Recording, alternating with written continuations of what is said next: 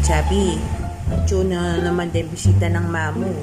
O dyan makanyan la, si Claude ka na.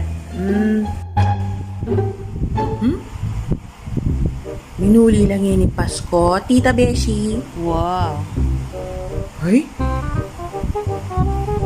tuna na naman din mayabang. As usual na ano ko worry. Sabi, dumal na ka kaya na Chuy, dara mo ang poreng pinsan mo. Si Claude ka ang dara mo, Mikeni.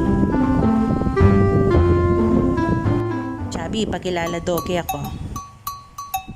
Si Barang at saka si Esmeraldo.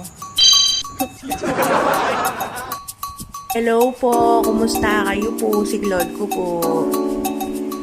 Ay, naku, yung anak ko, si Barang. Kapag tapos yung summa cum laude na yan ngayon. Nursing siya ngayon sa St. Luke's. Baka niyan, masarap. Mami, I'm hungry. Can I buy over there the turo-turo? Ay, warbi sa mga Mikeni. Hot dog sandwich, burger. Tapos si Esmeraldo naman, kauwi niya lang, siman siya sa barko. Talaga? Yun, bumili ng bagong sasakyan. Baka ba, mami, huwag mo na pagyabang. Ano naman ang pag-aralan ng mga yan? Ano namang achievements ng mga anak mo ngayon? Ang lalaki na din. Ay, kumare. Ay, Chabi. Huwag mo kailangan pagyabang. Nilagay mo kasi mayabang eh. A few moments later. Si Menanuya ka na ito. May kapakisawa yung foreigner. Makanyan eh. Ay, equal tayang bagya. Rengalas na fake no man. Pag maragon na niya kaya ba? Paborin ni talagang makanyan.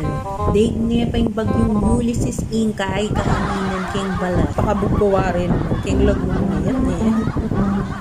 O dyan na ano pa talagang pegaralan mo. Kailangan ating kang modo. Yapin mo importante ito. Alaya yung kwenta yung pegaralan. Nung alaliman manners, ime tumataw. Diba, Beshi?